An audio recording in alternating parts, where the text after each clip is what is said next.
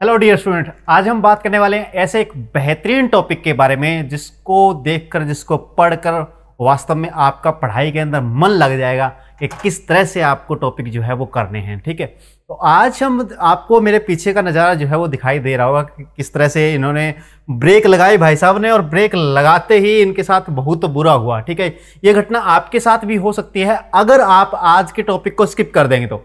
आज का टॉपिक आपको बिल्कुल स्किप नहीं करना है, वरना ये घटना जो है वो कभी भी कहीं भी आपके साथ भी हो सकती है अगर आप बाइक चलाते हैं तो। ठीक है, तो आइए आज का टॉपिक क्या है उसका हम डिस्कशन करते हैं कि किस टॉपिक के बारे में हम चर्चा कर रहे हैं, क्या हमारा टॉपिक है आज का, और एक एक चीज जो है हमें बारीकी से समझनी है कि किस तरह से वो चीजें जो है वो काम करती है।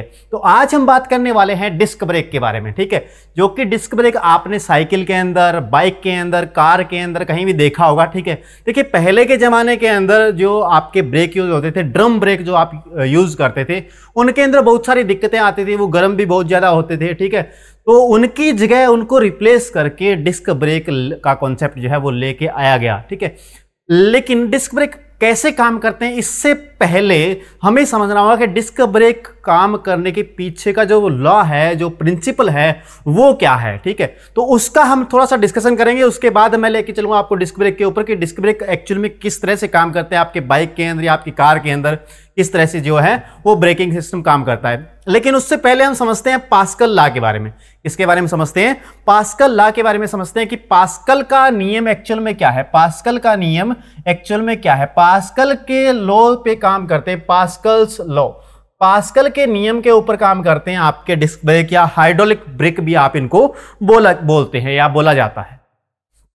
देखिए एक्चुअल में क्या चीज होती है कि दो पिस्टन है, जैसे मान लीजिए आपके पास क्या है, दो पिस्टन है। अब पास्कल का नियम आपको क्या कहता है, पहली बात तो पास्कल का नियम ये कहता है कि अगर आप किसी चीज के ऊपर, किसी फ्लूइड के ऊपर प्रेशर लगाते हैं, अगर आप किसी फ्लूइड के ऊपर प्रेशर लगाते हैं तो वो प्रेशर बिना किसी डिफरेंस के या बिना किसी एडिशन के या बिना किसी सब्सट्रैक्शन के सारे लिक्विड के अंदर इक्वली फैल जाता है। क्या कहता है पास्कल का नियम? पास्कल का नियम कहता है कि जो भी आप प्रेशर किसी फ्लूइड के ऊपर लगाएंगे वो प्रेशर अनडेविएट सारे फ्लूइड के अंदर फैल जाएगा। यानी कि कहने का मतलब है कि यहां पर आपने जितना प्रेशर लगाया है, यहां पर आप जितना प्रेशर लगा रहे हैं वो प्रेशर जो है इस फ्लूइड के ऊपर लग रहा है। अब वो प्रेशर यहां पर भी लग रहा है, यहां पर भी उतना ही प्रेशर होगा, यहां पर भी, यहां पर भी, यहां पर भी, यहां पर भी, यहां पर भी, और यहां पर भी उतना ही प्रेशर होगा। ठीक है, ये कहता है पास्कल का नियम। अब पास्कल के नियम से कैसे फोर्स के अंदर वृद्धि हम कर सकते हैं, देखिए जैसे मान लीजिए कि यहां पर दो पिस्टन यूज किए गए हैं। कितने पिस्टन यूज किए गए हैं? दो पिस्टन यहां पर यूज किए गए हैं। ठीक है, जैसे यहां पर मान लीजिए मैंने प्रेशर लगाया P, प्रेशर कितना लगाया P, तो वो प्रेशर आपका बराबर होगा force divide by area, force divide by F1 divide by A1, F1 divide by A1, ये होगा आपका प्रेशर। यहां पर प्रेशर कितना होगा, ये वाला होगा। लेकिन यहां पर अगर फोर्स की बात करें, F1 की बात करें अगर, तो F1 कितना होगा, F1 होगा यहां पर P इंटू में A1, P इंटू में क्या होगा, A1।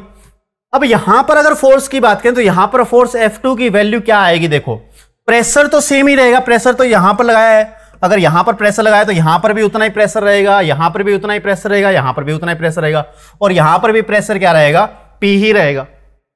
लेकिन ये प्रेशर P जो है ये किसके बराबर आएगा, यहां पर F2 divide by A2, F2 divide by A2, और यहां से अगर देखें तो F2 की वैल्यू कितनी आ जाएगी, F2 की वैल्यू आ जाएगी P इंटू में A2। अब सीधी सी बात है, देखने की कोशिश कीजिए कि A2 इतना बड़ा एरिया है और A1 इतना बड़ा एरिया है। ठीक है, A1 जो है बहुत छोटा एरिया है A2 के मुकाबले में, तो ये जो फोर्स F2 आएगा ये बहुत ज्यादा आएगा F1 से। F2 जो है वेरी वेरी ग्रेटर देन आएगा किससे, F1 से, तो ये फोर्स बहुत ज्यादा यहां पर आ जाएगा। ठीक है, इस तरह से इसी कॉन्सेप्ट का यूज किया जाता है आपके डिस्क ब्रेक के अंदर। किस तरह से यूज किया जाता है कि डिस्क ब्रेक के अंदर दो पिस्टनों का यूज किया जाता है। अब एक पिस्टन जो ब्रेक के साथ में होता है वो होता है छोटा, ठीक है, बहुत कम एरिया का पिस्टन होता है। लेकिन जो पिस्टन आपका ब्रेक टायर के अंदर होता है, जो ब्रेक लगाते हैं उसके अंदर होता है, वो पिस्टन होता है बहुत बड़ा। किस तरह से, देखिए इस तरह से देखिए कि आपको यहां पर दिखाया गया कि देखो ये यहां पर क्या है, पिस्टन है, ये यहां पर क्या है, पिस्टन है, ठीक है। यहां पर क्या, ये क्या है, ये आपका ब्रेकिंग फ्लूइड है, ठीक है। ये ब्रेक फ्लूइड यहां पर डाल रखा है, ठीक है। ब्रेक फ्लूइड जो है इस पाइप के थ्रू आपका कहां तक जाएगा, टायर तक जाएगा, ठीक है। तो ये पिस्टन जो है ये बहुत छोटा पिस्टन है, देखो यहां पर जो यूज पिस्टन का रखा है बहुत छोटा पिस्टन यहां पर यूज कर रखा है, ठीक है। और किस पे काम करता है, पास्कल के नियम पे काम करता है। और आगे जो पिस्टन यहां पर देखो, यहां पर एक बड़ा पिस्टन यूज किया गया है। क्या किया गया है, बड़ा पिस्टन यूज किया गया है। तो वहां से यहां से जो फोर्स आप जनरेट करेंगे, जो फोर्स आप लगाएंगे, यहां पर जो प्रेशर आप लगाएंगे उतना ही प्रेशर आपका यहां पर भी आएगा। लेकिन यहां पर क्योंकि एरिया ज्यादा है इसलिए फोर्स बहुत ज्यादा लग जाएगा, इसके ऊपर फोर्स बहुत ज्यादा लग जाएगा। और ये जो डिस्क है आपकी, ये जो है ये क्या हो जाएगी, रुक जाएगी एकदम से। ये डिस्क अगर एकदम से रुक जाएगी तो ये डिस्क कनेक्टेड होती है टायर के साथ। ये डिस्क कहां से कनेक्टेड होती है, टायर के साथ कनेक्टेड होती है। तो टायर एकदम से क्या हो जाएगा, जाम हो जाएगा, ठीक है। तो यही प्रिंसिपल का यूज करके डिस्क ब्रेक का क्या किया जाता है, यूज किया जाता है। देखिए यहां पर आपको दिखाया गया है कि ये पिस्टन, यहां पर देखिए छोटा पिस्टन यूज किया गया है, लेकिन यहां पर जो पिस्टन यूज किए गए हैं वो बड़े पिस्टन यूज किए गए हैं, ठीक है। यहां पर छोटा पिस्टन है और यहां पर बड़े पिस्टन का यूज किया गया है। तो ये क्या हो जाएगा, उस डिस्क के चिपक जाएंगे, ठीक है। और डिस्क के चिपक जाएंगे क्योंकि डिस्क का यूज करते हैं उसके अंदर, इसलिए उसको क्या बोलते हैं, डिस्क ब्रेक बोलते हैं। या फिर यहां पर फ्लूइड के बेस पे ये ब्रेक होते हैं, इसलिए इनको क्या बोलते हैं, हाइड्रोलिक ब्रेक भी बोलते हैं, ठीक है। उम्मीद करता हूं कि ये सारा सिस्टम आप समझ गए कि पिस्टन जैसे ही यहां पर प्रेशर जनरेट होगा तो वहां पर प्रेशर भी क्या आएगा, सेम आएगा। लेकिन क्योंकि वो पिस्टन बड़े हैं, उनका एरिया ज्यादा है, इसलिए वहां पर फोर्स क्या लगेगा, ज्यादा लगेगा, ठीक है। फोर्स ज्यादा लगने के कारण वो जो आपके पिस्टन है वो आपके चिपक जाएंगे उस डिस्क के, जो डिस्क बाइक के अंदर या कार के अंदर आपकी यूज की गई है। और जैसे ही चिपक जाएंगे तो आपकी डिस्क जो है वो रुक जाएगी। और डिस्क आपकी डायरेक्ट कनेक्टेड होती है किससे, टायर से, ठीक है। तो टायर भी आपके क्या हो जाएंगे, जाम हो जाएंगे। अब इन ब्रेक्स का जो सही सिस्टम है वो ये है कि ये ब्रेक जो है वो ज़्यादा गर्म नहीं होते हैं, ठीक है।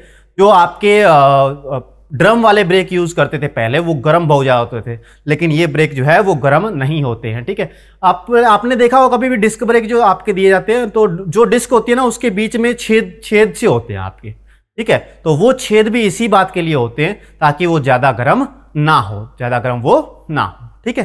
तो उम्मीद करता हूं कि आज का ये कॉन्सेप्ट जो है वो आपको अच्छे से समझ में आ गया है कि डिस्क ब्रेक किस तरह से काम करते हैं, ठीक है। ऐसे ही रोमांचक वीडियो के लिए बने रहिए हमारे साथ राइस स्मार्ट यूट्यूब चैनल पे। अगर वीडियो आपको अच्छा लगा है तो वीडियो को लाइक करेंगे, चैनल को करेंगे सब्सक्राइब, और हम मिलते हैं एक और ऐसी ही बेहतरीन वीडियो के साथ। Till then take care.